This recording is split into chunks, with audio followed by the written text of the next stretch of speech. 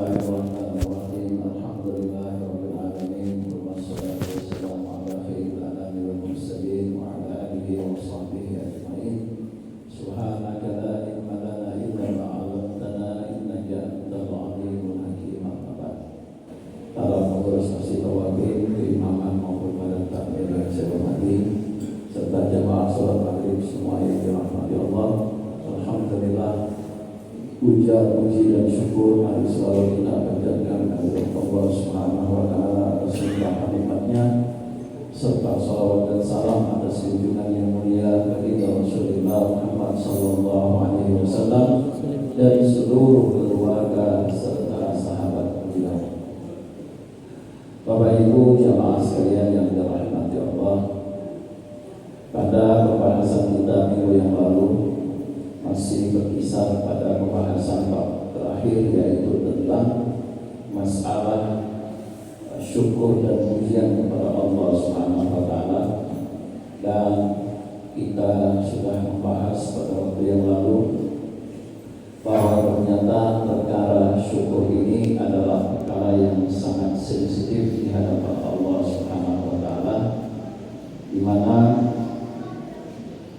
perkara ini tidak boleh disepelekan, tidak boleh diremehkan, karena memang hanya itu yang Allah inginkan dari kita. Nikmat yang Dia berikan tak terhitung itu diminta adalah hanya bersyukur kepadanya. Dan jamaah sekalian yang dirahmati Allah, mari seterusnya kita lihat apa yang disebutkan Imam Al-Ghazali, yaitu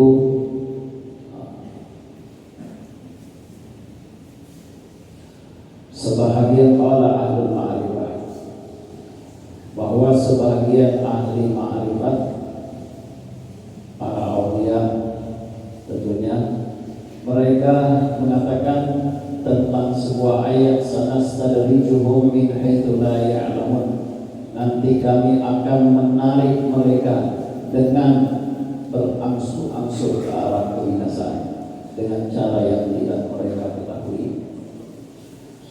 Mengomentari ayat tersebut, para ahli ma'rifat ini mengatakan nusbihu alaihimul ni'am, nusbihu alaihimul ni'am, kami sempurnakan, kami berikan, kami curahkan kepada mereka nikmat yang banyak, wa nunsihimus syukur, tapi kami jadikan mereka itu lupa untuk bersyukur kepada Allah Subhanahu wa taala.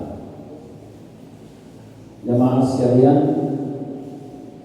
kalau sampai orang dibuat lupa mengingat Allah, lupa bersyukur, itu besar resikonya. Itu adalah perkara yang dipastikan yang bersangkutan akan mendapatkan masalah di dalam kehidupan. Oleh karena itu, ayat yang mengatakan bahwasanya nanti Allah Subhanahu wa taala akan menarik mereka yang diberi nikmat itu berangsur-angsur ke arah kebinasaan, dan mereka tidak menyadari akan hal tersebut. Ini adalah peringatan kepada orang yang mendapatkan nikmat, jangan sampai dia lengah dengan syukur kepada Allah, larut dengan nikmat yang dikasih, apalagi lupa diri, sementara Allah yang memberi tidak dipedulikan.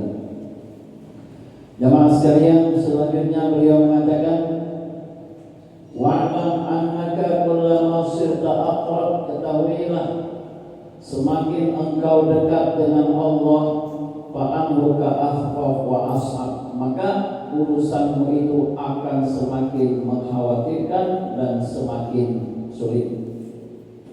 Jamaah sekalian, orang kalau hidupnya semakin dekat dengan Allah Subhanahu wa taala, maka sebenarnya di satu segi memang dia mendapatkan kehormatan yang lebih, kemuliaan yang lebih. Tapi persoalannya adalah sesungguhnya semakin berat, karena orang kalau sudah semakin dekat maka makin sensitif lagi di hadapan Allah, di mana kalau dia salah di dalam bersikap, maka Allah juga nanti akan mengambil tindakan, dan tindakannya itu fatal. Jamaah sekalian, dan nanti kita melihat, mungkin malam hari ini kita akan mendapatkan jawaban ulama yang hebat pada masa Nabiullah Musa alaihissalam bahkan mencapai derajat seorang waliullah, ternyata dihancurkan oleh Allah. Sebabnya apa? Imam Ghazali nanti akan menjawab pada lembaran-lembaran berikut. Minggu yang lalu kita ibaratkan seperti pohon, kalau makin tinggi anginnya makin kencang, cobaannya makin besar. Begitu juga dengan manusia, makin dekat dia dengan Allah, tentu cobaannya juga makin besar. Makanya Rasulullah katakan, asyaddukum bala'an, yang paling berat ujian di antara kalian adalah para nabi. Tumal amtal, kemudian setelahnya. Sehingga kalau orang ingin hidup lebih mulia, dia harus siap untuk menghadapi cobaan demi cobaan.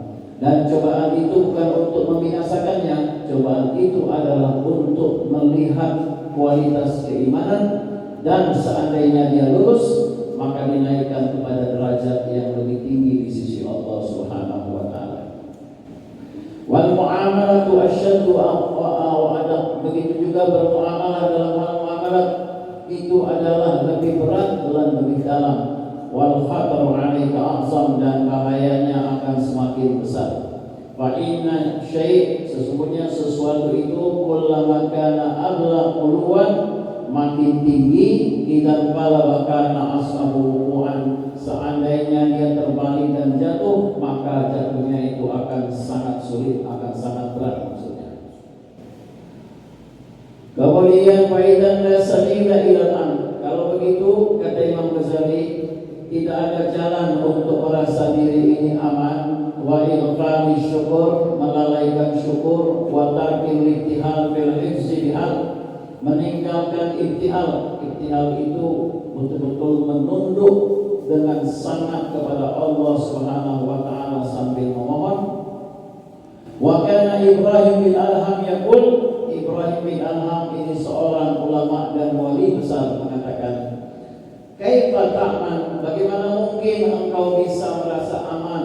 Wa Ibrahim Khalil sallallahu wasallam alaihi yaqul, sedangkan Nabiullah Ibrahim alaihi salam berkata, wa junubni wa baniya an na'budal asnam, wahai Allah, jauhkanlah aku dan anak cucuku dari menyembah berhala.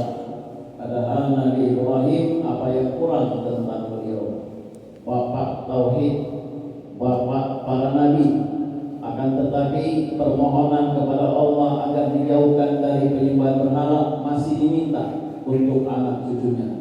Karena memang perkaranya bukan perkara yang sepele.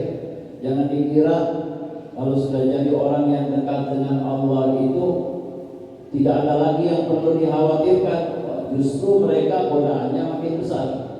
Barangkali setan terus menggoda, mereka bisa menjaga. Tapi nafsu yang ada di dalam diri ini yang paling sulit, karena pertarungannya tidak pernah berakhir dengan nafsu. Oleh karenanya mereka juga selalu mewaspadai diri dan memohon kepada Allah. Makanya dia sudah jadi yang paling tinggi, yang paling mulia, tetap masih meminta kepada Allah Subhanahu wa taala. Masih ada kekhawatiran. Wa Yusuf as-Siddiq alaihi salam yaqul, dan Nabiullah Yusuf alaihi salam mengatakan, tawaffani musliman, wahai Allah, matikanlah aku sebagai orang Islam. Matikanlah aku dalam keadaan Islam. Ini Nabi tidak merasa dirinya kalau mati pasti jadi orang Islam, tidak. Masih meminta, wafatkanlah aku dalam keadaan Islam. Nabiullah Sulaiman alaihi salam begitu juga. Rabbi auzini an ashkura ni'mataka allati an'amta 'alayya wa 'ala walidayya wa na'mala shalihan tardah wa adkhilni bi rahmatika fi ibadikas shalihin. Masih meminta, adkhilni, masukkanlah aku ke dalam hamba-hambamu yang saleh. Padahal dia sudah nabi. Masih meminta, jangan sampai apa? Dicopot oleh Allah Subhanahu wa taala. Jemaah sekalian yang dirahmati Allah, kan lebih sakit. Ada orang mau karirnya menanjak, kemudian karir itu tidak tersampaikan, dibanding dengan orang yang sudah mendapatkan posisi di atas, tiba-tiba dicopot mendadak, dijatuhkan dari kekuasaan atau dari jabatannya. Kan yang lebih sakit yang di atas, sudah pegang jabatan tiba-tiba dicopot. Sedangkan yang tidak dicopot rasa khawatir jabatannya hilang, apalagi kalau memang dicopot oleh Allah Subhanahu wa taala. Dan itu bisa terjadi, bisa terjadi hanya karena masalah yang sepele. Iya. Saya pernah bercerita barangkali di sini. Sekitar tahun 2000 saya berangkat ke Riau. Di sana karena tidak punya orang-orang yang kita kenal. Jadi ada kawan saya satu punya teman, saya mampir di rumah, kami tinggal di rumah seseorang. Orang itu mantan preman, tapi Allah kasih kepada dia kemuliaan karena dia sadar. Satu saat sadar, dipimpin oleh seorang wali Allah, lantas kemudian dengan zikir demi zikir yang dia lakukan secara intens, sungguh-sungguh istiqomah, Allah bukakan kepadanya pintu-pintu yang kita tidak lihat, yang kita tidak sampai dia bilang sama saya, Allah sampai antarkan saya di tempat yang di situ seakan doa tidak lagi diperlukan. Sampai saya tanya, bagaimana doa tidak diperlukan?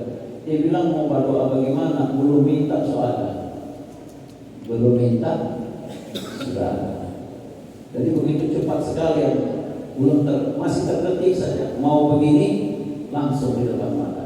Jadi bagaimana hebat? Dia bilang, saya kenal semua malaikat-malaikat Allah.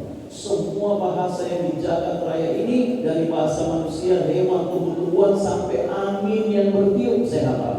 Saya tahu apa yang dibicarakan. Jadi memang Allah kasih kemuliaannya sungguh luar biasa. Tapi bagaimana Allah mencopot? Dia bilang, saya hancur hanya gara-gara satu saja, kurang ilmu. Dikasih kemuliaan, tapi dia nggak bekali dengan ilmu. Akhirnya terjebak karena orangnya mantan preman, pemabuk, penjudi dan segala macam. Jadi sekian lama dia menghilang dari peredaran, tidak ketemu teman-teman. Setelah jadi begitu, jumpa teman lama. Ente kemana aja? Akhirnya dipanggil dan diundang ngobrol di satu tempat dengan teman-teman dulu yang mantan, yang preman-preman, masih preman, dia sudah insaf. Begitu kemudian duduk ngobrol, tanya-tanya kabar, rupanya yang disuguhkan ke saya, dia bilang, saya kira teh, padahal cap tikus. Jadi ngobrol-ngobrol asik begitu, karena asik ngobrol, dia bilang, masuk, sadar itu cap tikus, dia buang, tapi dia bilang ada 1-2 tetes yang lewat di tenggorokan sini. Karena kan biasa orang biasa itu begitu dimuntahkan, tapi ada 1-2. Dia bilang 1-2 tetes yang masuk itu tidak pakai tunggu besok. Seluruh yang Allah kasih dicabut saat itu juga. Dia bilang, saya kembali lagi ke bumi. Semua yang Allah kasih dicabut, padahal sudah dikasih sampai ke tingkat yang sedemikian tinggi. Jadi jamaah sekalian yang dirahmati Allah, apalagi kita, ya, sedangkan Nabi saja tadi sangat hati-hati. Wa kana Sufyan Ats-Tsauri, dan Imam Sufyan Ats-Tsauri ini ulama. Kemudian orang masuk dalam barisan tabi'in yang sangat alim, Imam Sufyan Ats-Tsauri. La yazalu yaqul, beliau selalu mengucap Allahumma sallim, Allahumma sallim, sallim, wahai Allah, selamatkanlah, selamatkanlah. Karena fi safinatin yakhshawha, seakan-akan dia berada di atas kapal yang khawatir akan tenggelam. Sampai begitu meminta, ya Allah, selamatkan, selamatkan. Seakan-akan di atas kapal yang akan tenggelam. Artinya rasa takut walaupun orang mencapai derajat yang tinggi. Tabi'in ini kan termasuk manusia pilihan. 3 generasi yang terbaik, yaitu masa Rasulullah, sahabat dan tabi'in. Ini yang Allah katakan radhiyallahu anhum wa radhiyallahu, mereka itu mendapat posisi yang begitu mulia di hadapan Allah. Apalagi Imam Sufyan Ats-Tsauri ini ulama besar terkenal. Jadi masih ada rasa takut kepada Allah, khawatir jangan sampai Justru nanti yang bersangkutan jangan sampai merasa satu saat nanti Allah merubah apa yang ada dalam hatinya. Wa balaghana an Muhammad bin Yusuf rahimahullah taala yaqul, telah sampai kepada kami dari Muhammad bin Yusuf, ini juga seorang ulama cuma tidak seterkenal Sufyan Ats-Tsauri rahimahullah tadi. Beliau mengatakan ta'ammaltu Sufyan Ats-Tsauri lailah, pernah satu malam aku mengamati Imam Sufyan Ats-Tsauri rahimahullah ini. Bahkan lailah sepanjang malam Imam Tsauri itu menangis. Faqultu lahu, aku bertanya kepadanya, Abu kau kahada ala dzunub, apakah tangisanmu ini disebabkan karena dosa-dosa yang pernah dilakukan? Dan biasanya orang menangis pasti ada sebab. Mungkin karena banyak salah, mungkin juga karena ada hal yang lain. Fahamala tibnatan waqal, lalu beliau mengambil jerami. Jerami ini kan ringan sekali ya barangnya. Beliau mengambil, kemudian mengatakan, adzanu ahwanu 'ala Allah min hadza. Dosa itu ya lebih ahwan, lebih hina di mata Allah daripada itu. Dosa di mata Allah lebih hina daripada itu. Kalau jerami ini kelihatannya perkara yang tidak ada nilainya, tapi dosa di mata Allah itu berat. Jangan sampai kita pandang enteng. Wa inna ma akhsha an yasubhanallahi Islam wal iyad billah, dan sesungguhnya aku takut jangan sampai Allah mencabut Islam dari dalam diriku, na'udzubillah. Takut, rupanya tangisannya sepanjang malam itu kekhawatiran, rasa takut jangan sampai nanti Islam yang ada di dalam dirinya dicabut oleh Allah. Mungkin tidak, sangat mungkin. Tidak ada yang sulit bagi Allah Subhanahu wa taala. Makanya tadi dikatakan Imam Ghazali, jangan merasa diri ini karena kita jadi orang Islam mungkin dengan sedikit amal terus merasa udahlah pasti aman sampai akhir hayat, tidak akan terjadi apa-apa, husnul khatimah, surga depan mata. Nanti dulu, ini ulama yang hebat begini saja ada kekhawatiran mereka.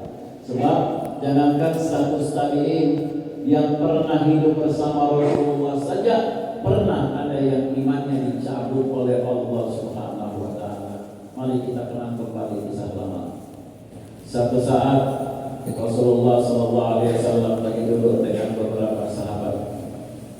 Kemudian sahabat yang dulu itu Nabi katakan, nanti di antara kalian ada satu orang di antara yang hadir dan bilang, yang nanti di akhirat gigi geraham yang akan lebih besar atau serupa dengan gunung Uhud. Ini bahasa kias, artinya orang ini akan menjadi penghuni neraka. Sahabat sudah gelisah, siapa ini yang diantara kita yang mencari jadi penghuni neraka? Masa hidup di dekatnya Nabi kok bisa terjebak masuk ke neraka ini? Abu Hurairah termasuk yang di dalam mulai menghitung, tengok satu persatu meninggal dunia, ada yang meninggal dunia di medan perang dan sebagainya. Terakhir waktu Rasulullah wafat tinggal ada tersisa dua yang hadir waktu itu, tinggal dua orang, yaitu Abu Hurairah dengan ada satu lagi seorang sahabat lainnya. Pada masa pemerintahan Abu Bakar As-Siddiq rupanya muncul gerakan nabi palsu, yaitu Musailamatul Kadzdzab, Abu Nabi. Abu Bakar As-Siddiq sebagai khalifah radhiyallahu anhu ingin mengambil tindakan, ini orang harus diperangi. Abu Nabi tidak dibolehkan, harus diperangi. Kemudian sahabat Nabi yang bernama Al-Rajjal Al-Qurfuwi ini, dia bilang sama Sayyidina Abu Bakar, ya khalifah jangan perlu diperangi. Kalau diizinkan, saya mau ke tempatnya, saya mau dialog dengan dia, mau coba ngomong, barangkali dia bisa sadar, dia kembali kepada Islam. Oke, silakan. Kata orang ini dulu hafal Quran, diutus Nabi kadang-kadang berdakwah. Pergilah dia ke tempatnya Musailamatul Kadzdzab. Sampai di sana dia tengok pasukannya Musailamatul Kadzdzab banyak sekali. Dia bilang luar biasa ini pengikutnya Musailamatul Kadzdzab, nabi palsu ini. Mulai di situ dia, jangan-jangan betul juga ini. Dialog lah, begitu dialog Sayyaratul Kadzab juga nggak kalah pintar. Tidak berapa lama dialog ditawarkan. Di sini begitu ditawarkan sesuatu, anyur rakyat bersangkutan ikut Musailamatul Kadzab. Abu Bakar As-Siddiq begitu dengar yang bersangkutan ternyata berbalik ikut Musailamatul Kadzab, langsung umumkan perang kepada mereka. Diperangi dan matilah si Ar-Rajal Al-Umawi bukan sebagai orang Islam. Itu yang Abu Hurairah begitu meninggal itu sahabat satu itu, tapi sudah bukan sahabat ya, Ar-Rajal Al-Umawi. Begitu kemudian mati, Abu Hurairah langsung bersyukur, alhamdulillah, berarti yang dimaksud adalah dia ini. Jadi jamaah sekalian yang hidup dekat dengan Nabi saja kadang bisa begitu, apalagi kita yang jauh. Oleh karena itu sekali lagi jangan merasa diri ini adalah aman. Kita syukuri jadi orang Islam, tapi harus ada perjuangan terus menjaga, membenahi, meningkatkan, mempertahankan sampai ditarikan nafas yang terakhir. Jangan pernah merasa diri ini sudah aman menjadi orang Islam nanti dulu. Ya. Kemudian jamaah sekalian yang dirahmati Allah, wasami'tu ana ba'dal arifin yaqul, aku mendengar sebahagian para orang-orang arifin, maksudnya orang-orang yang mengenal Allah, para ulama berkatakan, inna ba'dal anbiya alaihimussalam, sesungguhnya sebahagian nabi mereka meminta kepada Allah sallallahu taala an amri bal'am wa tardihi ba'da tilkal ayat wal karamah. Sebahagian para nabi pernah bertanya kepada Allah Subhanahu wa taala tentang perkara Bal'am bin Aura. Masih ingat yang tadi disebutkan, ulama yang hebat, para wali yang hebat, Allah kasih kepadanya sampai bisa melihat dan mendengar apa yang ada di Lauhul Mahfuz. Itu Bal'am bin Aura. Kemudian kenapa Bal'am bin Aura itu diusir setelah tadi diberikan tanda-tanda yang besar, kemuliaan-kemuliaan yang banyak oleh Allah, kok tiba-tiba dicopot oleh Allah Subhanahu wa taala hal tersebut. Sudah jadi seorang ulama, muridnya banyak sekali, doanya selalu dikabulkan Allah. Tambah lagi kemuliaan lebih sampai dikatakan beliau bisa melihat dan mendengar apa yang ada di Lauhul Mahfuz. Subhanallah. Karena memang jamaah sekalian, orang kalau mencapai derajat yang sangat tinggi itu luar biasa, Allah kasih karomah demi karomah yang betul-betul nalar kita udah nggak nyampe. Kalau mau pakai akal orang pasti tolak. Tapi kekuasaan Allah kita nggak bisa batasi dengan akal kita. Ya. Maka mereka bertanya, waqala Allah Ta'ala, apa jawaban Allah? Nah ini kenapa Bal'am ini hancur? Ini jawabannya. Lam yashkurni yawman minal ayyam ala ma'ataitu. Itu disebabkan karena pada satu hari dia tidak mensyukuri atas apa yang aku berikan kepadanya. Hancurnya gara-gara tidak bersyukur. Subhanallah. Walau syakarnya ladalika marra wahidah la masalah. Andaikan kata Allah dia bersyukur pada saat itu sekali saja mengucap alhamdulillah, aku tidak akan cabut dan hal itu daripada. Jadi jamaah sekalian, ini syukur tidak ditolerir kalau bermasalah. Mari diingat supaya lebih mantap. Nikmat boleh berubah, nikmat boleh berkurang, nikmat boleh bermasalah, nikmat boleh hilang, tapi syukur tidak boleh berubah, tidak boleh berkurang, tidak boleh bermasalah, dan tidak boleh hilang. Nah, Allah tidak akan pernah ridha kalau orang kehilangan syukur kepada Allah Subhanahu wa taala. Hancurnya ternyata adalah karena masalah syukur.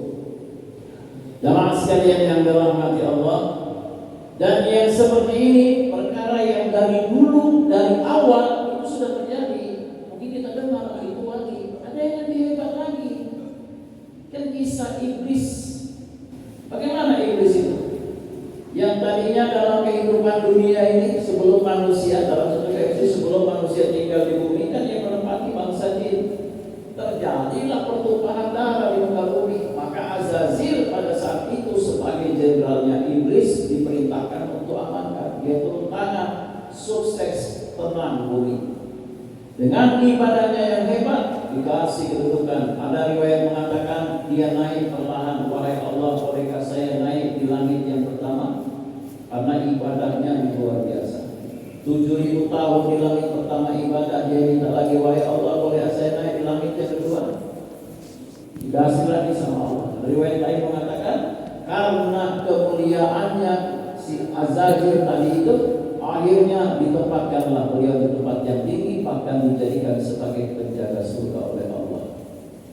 Ibadahnya begitu luar biasa, tempatnya sedemikian mulia, tinggalnya bukan lagi di bumi, tinggalnya sudah di tempat yang orang Ambon bilang sing ada lawan. Pakai sing. Tidak ada lawannya lagi itu ya, sekali top. Bayangkan jadi penjaga surga, wah, luar biasa. Tapi hanya gara-gara satu saja pelanggaran selesai. Suruh sujud nggak mau, padahal bukan sujud ibadah, cuma sujud penghormatan kepada Adam. Dia enggak, selesai, dicabut sama Allah. Apa susahnya bagi Allah? Jadi jamaah sekalian, jangan merasa kalau sudah mulia tinggi begitu tenang, aman. Oh, nanti dulu. Fakta yang saya rajul, karena yang sadarlah. Waqtafis bi rukni syukri, dan perhatikan tentang rukun syukur itu dengan sebaik-baiknya yang lalu sudah disampaikan jamaah sekalian. Tegakkan syukur itu dengan 3 hal. Yang pertama, jangan pernah mengakui yang pertama mengakui nikmat itu dari Allah Subhanahu wa taala. Orang yang bersyukur jangan intervensi dengan nikmat Allah. Jangan merasa itu karena dia dapat karena perjuangan, karena usaha, karena apa. Jangan ada sama sekali. Itu hanya mengundang murka Allah Subhanahu wa taala. Yang kedua, dia ridha dengan pemberian Allah. Jangan pilih kasih dengan pemberian Allah. Dikasih sedikit tidak senang, dikasih banyak bilang, dikasih sehat bangga, dikasih sakit putus asa. Orang puji melambung tinggi, begitu dikritik, dicaci, udah dendam yang muncul dan seterusnya. Jangan berubah. Kalau namanya syukur, mau banyak mau sedikit, artinya apapun cuacanya tetap dia akan bersyukur kepada Allah. Yang ketiga, gunakan nikmat di jalan yang Allah ridhai. Wahmadillah ala ni'amil fiddin, dan pujilah Allah atas nikmatnya dalam hal agama. Wa ala hal Islam wal ma'rifah, dan setinggi-tinggi dalam urusan agama itu adalah perkara Islam dan ma'rifat kepada Allah Subhanahu wa taala. Wa adnaha matalan, dan yang paling rendah daripada karunia agama itu taufiqut tasbih, orang dimudahkan untuk bertasbih kepada Allah Subhanahu wa taala. Jadi gampang misalnya itu memuji, mengagungkan Allah Subhanahu wa taala. Aw ismatin an kalimatin la ta'ni, atau dia dijaga dari kalimat yang tidak bermanfaat, misalnya tidak suka ngomong hal-hal yang tidak ada gunanya. Asa ayyutimman ya'maru alaih, semoga Allah menyempurnakan nikmat-nikmatnya kepada kata Ghazali, wa la yubtalika bimaradi zawal, dan kiranya Allah tidak mengujimu dengan pahitnya hilangnya nikmat Allah. Pahit kalau kehilangan nikmat jamaah sekalian. Di Manado sini tadi malam saya baca ceritanya. Ada satu orang jamaah. Dia ini pedagang di Manado. Dia buka satu restoran, tapi rumah makannya asalnya dari luar, bukan dari Manado sini. Datang kemari, mulai buka satu rumah makan. Berkembangnya luar biasa. Dia buka lagi tempat lain, buka lagi berapa tempat dia buka. Pokoknya uang mengalir kayak air. Tapi jamaah sekalian, ternyata tadi hancurnya juga disyukur. Yang dapat itu dipakai untuk main judi, pakai begitu untuk maksiat. Padahal usahanya halal. Berapa banyak orang yang hidup dari usahanya. Tapi tiap malam budi kerjanya. Seketika Allah cabut menjadi orang, rumah tidak ada. Jadi orang, rumah pun tidak ada. Allah cabut tidak tanggung-tanggung. Masalah syukur ini sekali lagi pegang. Ya. Jangan sampai diuji hilangnya nikmat yang diberikan itu sakit. Kalau tidak dapat, belum ada, tahu-tahu tidak di tangan. Sekarang sudah di tangan, diambil mendadak oleh Allah. Sakitnya luar biasa. Kalau yang melalui sana mengatakan sakitnya di sini, atau di mana? Wa inna amarul umur ashaba al-ihana ba'da ikram. Sesungguhnya sepahit-pahitnya urusan dan sesulit-sulitnya adalah al-ihana, penghinaan setelah dimuliakan. Orang tadinya hina lalu dimuliakan, alangkah bagusnya. Tapi tadinya mulia lalu dihinakan, bukan main sakitnya. Waktu tetapi diusir setelah tadi didekatkan di sisinya. Wal firaq ba'da wisal, berpisah setelah tadinya bersama. Wallahu ta'ala al-majidul karim ar-raufur rahim. Jadi jamaah sekalian yang dirahmati Allah, salah satu ternyata cara kita mempertahankan nikmat itu adalah dengan bersyukur kepada Allah Subhanahu wa taala. Kemudian faslun yang berikut ada pasal lain terangkan Imam Ghazali.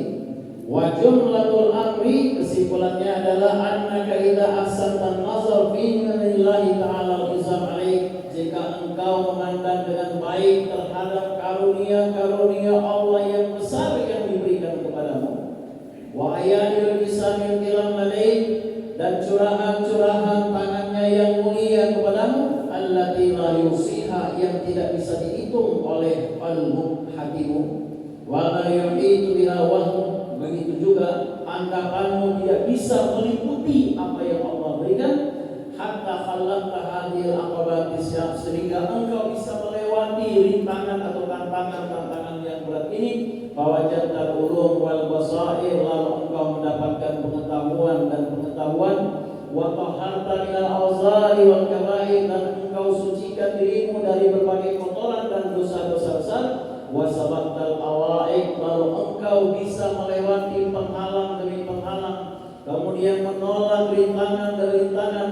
Wasafirta bil mawaid, dan engkau bisa beruntung dengan adanya pendorong-pendorong ini semua yang lalu sudah kita bahas. Ya.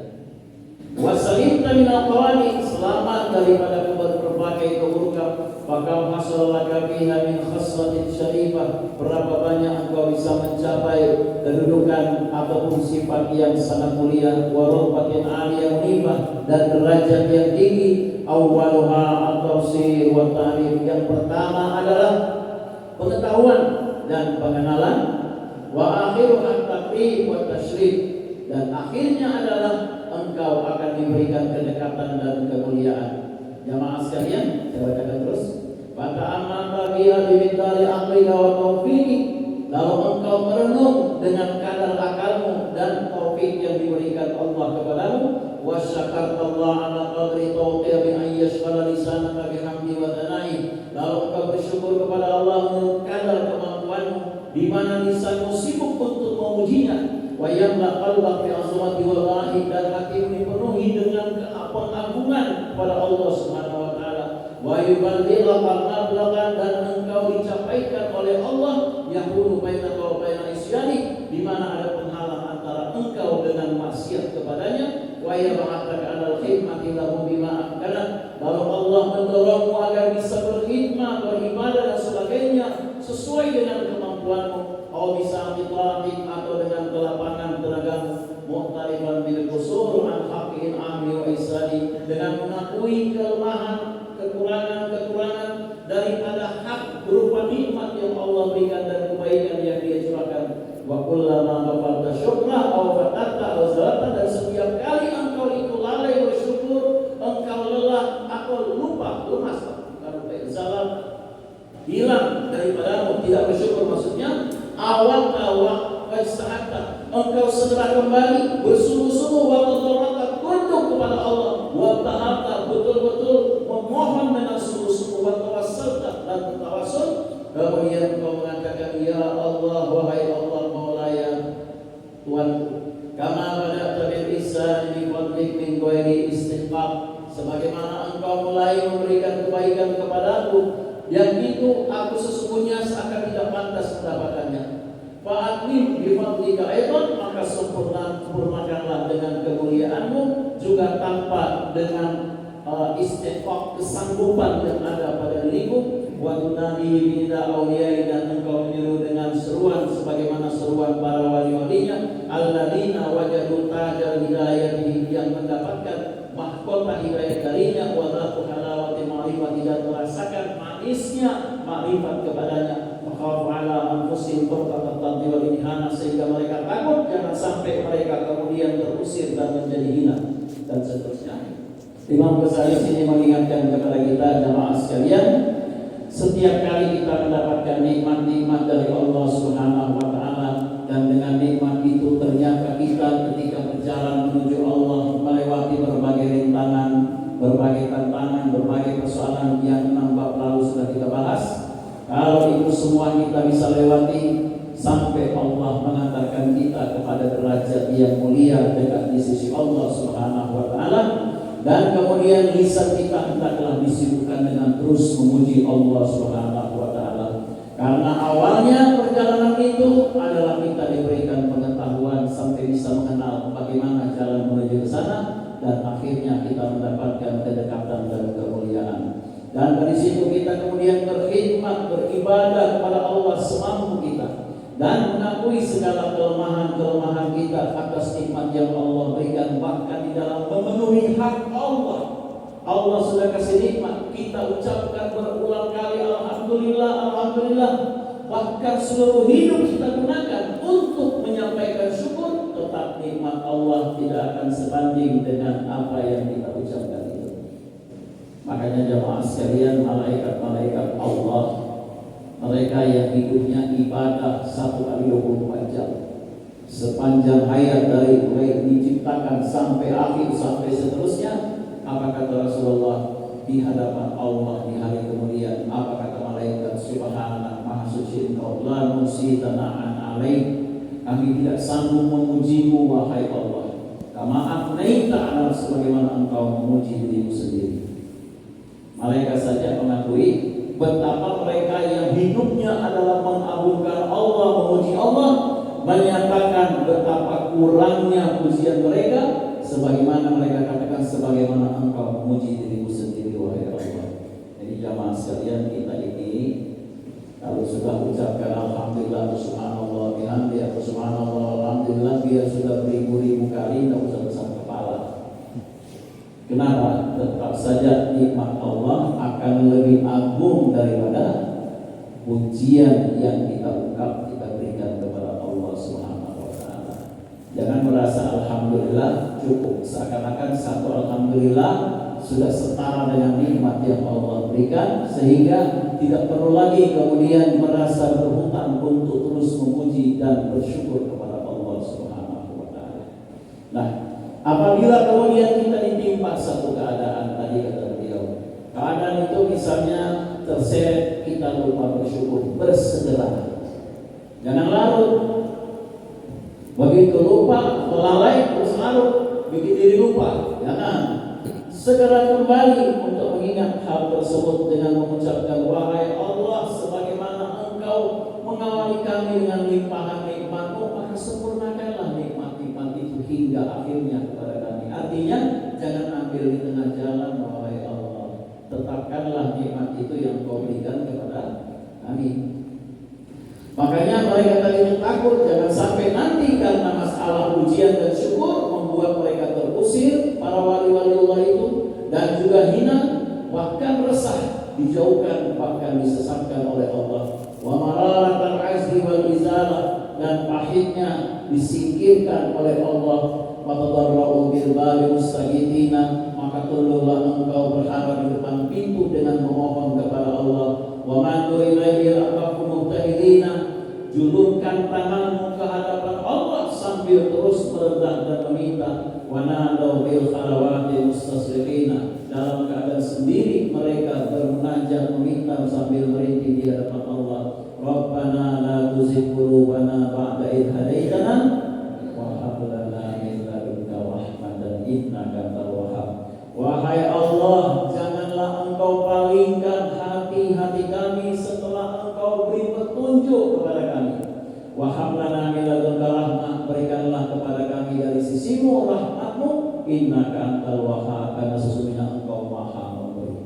Jamaah sekalian, mereka betul-betul khawatir dengan lenyapnya nikmat yang sudah diberikan kepada mereka. Dan itu sekali lagi tidak ada sulitnya bagi Allah. Pelajaran terlalu banyak di dalam kehidupan. Ada orang yang sombong dengan ibadahnya, Allah cabut. Ada yang kemudian lalai, lupa, lengah dengan kewaliannya, Allah cabut statusnya. Ada yang diberikan ilmu, sombong dengan ilmunya, dicabut statusnya. Tidak susah bagi Allah. Dalam segala hal, lalai dengan harta yang diberikan, Allah ambil hartanya, tidak sulit. Kan banyak contoh itu. Kemudian yang lalai dengan sombong dengan kekuasaannya, Allah cabut. Apa susahnya sih? Namrus, penguasa yang luar biasa, kerajaannya begitu luas. Sombong mengaku Tuhan, kan begitu gampang dia dapat tahu. Hanya kirim nyamuk, lalat satu ekor, obrak abrik kepalanya. Padahal dia tidak menggigit, lalatnya tidak menggigit. Cuma di dalam itu tidak tenang ya. Berat terus lalat, bisa dibayangkan di kepala lalat bermain, sedangkan mata kita ini saja kalau ada barang satu kecil nempel, nggak gerak-gerak, cuma diam, bergabung nggak? Pasti udah pucat-pucat. Tapi bagaimana supaya ini masuk di dalam kepala? Nggak sulit bagi Allah untuk menghancurkan jamaah sekalian. Ya, Imam Malik, bukan Imam Malik pendiri mazhab. Ini penulis kitab Alfiyah. Alfiyah itu rumusan tentang ilmu bahasa Arab, nahwu dan sharaf, jumlahnya 1000 bait lebih sedikit.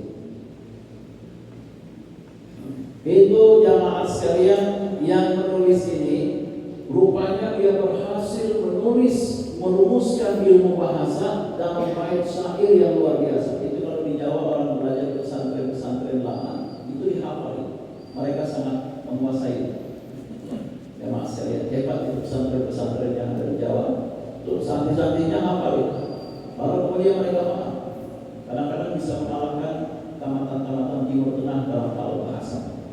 Nah, jadi jamaah sekalian, beliau karena berhasil menangkap apa karyanya itu lebih baik daripada gurunya. Punya dia lebih baik daripada gurunya. Akhirnya seketika Allah cabut ilmunya. Semua tentang ilmu bahasa dia lupa. Bisa dibayangkan tak? Kepahamannya tentang bahasa luar biasa sampai bisa menulis rumusan bahasa yang kalau sekarang ini dipakai di timur, di barat, ketika orang belajar bahasa selalu yang dibanggakan itu Alfiyah bin Malik. Luar biasa. Anak bangganya sombong merasa apa yang dia lakukan itu lebih baik dari apa yang ditulis oleh gurunya. Seakan ilmu dia lebih hebat dari gurunya. Walaupun ilmu lebih hebat, dia boleh sombong. Akhirnya Allah cabut, dia lupa semua ilmu itu. Sampai dia bertobat kepada Allah Subhanahu wa Ta'ala, baru Allah kembalikan ilmu itu. Kayak dipasangkan kembali di kepalanya. Baru dia tanpa di mukadimahnya, walaupun karyanya lebih baik, tapi kemuliaan itu adalah bagi gurunya lebih tinggi daripada merasa dirinya di bawah gurunya, walaupun ilmu itu bisa lebih. Jadi pada apa saja karunia nikmat Allah, pokoknya kalau sampai salah maka akan dijatuh. Kemudian jamaah sekalian,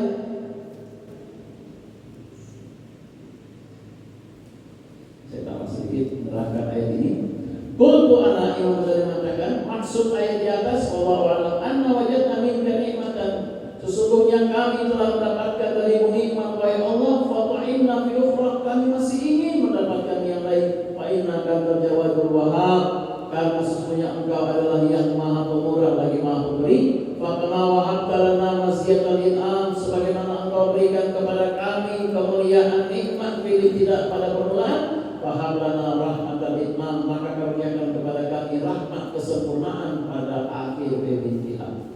Amat tasma'waya ka'anna awal du'a ala rabbul alamin ibadal muslimin, tidakkah engkau melihat Ketahui bahwasanya doa yang pertama kali Allah ajarkan kepada hamba-hambanya yang Islam, kaum muslimin, alladzina saqahum min baini khalqi, hada doa, yaitu doa ihdinas siratal mustaqim. Allah kalau mengajarkan kita, kau lihat Allah mengajarkan kepada kita justru doa yang pertama kalau di Fatihah itu doa yang pertama ihdinas siratal mustaqim. Artinya apa? Tabbitna, tetapkanlah kami di atas jalan yang lurus, dan adibhu alaina, dan bawakanlah kami selalu berada di atas jalan yang lurus itu. Hakala tadarrah ilahi fa innal khalqa azim. Beginilah semestinya engkau menunduk di hadapan Allah Subhanahu wa taala. Jamaah sekalian yang dirahmati Allah, saya batasi kajian kita sampai di sini. Jadi dalam hal ini berkenaan dengan nikmat itu selalulah ada upaya untuk memberikan perhatian lebih. Memang kita manusia ini lemah. Ketika Allah kasih nikmat apa saja, banyak orang langsung fokus melihat nikmat. Sementara yang kasih nikmat dan apa yang diinginkan oleh yang beri nikmat tidak dipedulikan, langsung larut dengan nikmat. Silakan kita menerima apa yang diberikan, menikmati apa yang diberikan, tapi jangan lupa apa yang harus kita lakukan kepada yang beri nikmat. Dan itu perlu selalu kita jaga dalam kehidupan kita. Dan andaikan ada kelupaan, bersegera mohon ampun kepada Allah dan minta, wahai Allah, sebagaimana awalnya Kau beri nikmat, maka kukuhkanlah nikmat ini hingga di akhir. Jangan Kau cabut di tengah jalan, wahai Allah. Bagaimana nikmat itu selalu bisa dipertahankan. Sebab jamaah sekalian, biasanya kalau sudah dikasih, lalu dicabut, biasanya setengah mati dia udah berubah. Biasanya begitu. Apalagi kalau dalam urusan-urusan kedekatan dengan Allah. Oleh karena itu, kalau apa yang sudah didapat, maka jangan disia-siakan. Pegang, nikmati. Apalagi kalau dia secara umum tentang agama, Allah sudah kasih kita hidup dalam pangkuan Islam, syukuri habis-habisan nikmat iman dan Islam ini. Sebab itu kalau dia terlepas, berat dia akan kembali. Berapa banyak orang sudah tinggalkan Islam untuk mau kembali, orang bilang sudah jalan kita dapatkan. Ada, tapi sedikit jumlahnya ketimbang mereka yang meninggalkan Islam. Oleh karena itu, bersikap menyikapi nikmat ini, entahlah harusnya seperti itu selalu. Jamaah yang dirahmati Allah, ini dulu yang perlu disampaikan. Kita sudah masuk waktu Isya ini. Kalau nanti ada pertanyaan, satu dua lagi persilakan. Dan masih bersambung kajian kita ini. Karena berikut ini beliau mengingatkan hal-hal yang luar biasa yang lainnya kepada kita berkenaan dengan nikmat-nikmat yang insya Allah kita akan bahas pada minggu yang akan datang. Sepintas sebagai penutup, barangkali ada yang berpikir, Ustaz kayaknya setengah mati ya jalannya. Kayaknya mau melakukan agama ini kayak sulit. Minggu depan beliau akan jawab. Dalam perayaan, karena orang bayangkan begini, kayak setengah mati ya kalau kita menyikapi nikmat Allah dengan sekian banyak aturan-aturan yang begitu. Jamaah sekalian, nanti beliau akan jawab. Insya Allah kita siap walafiat, berjumpa di minggu yang akan datang. Demikian. Assalamualaikum warahmatullahi wabarakatuh.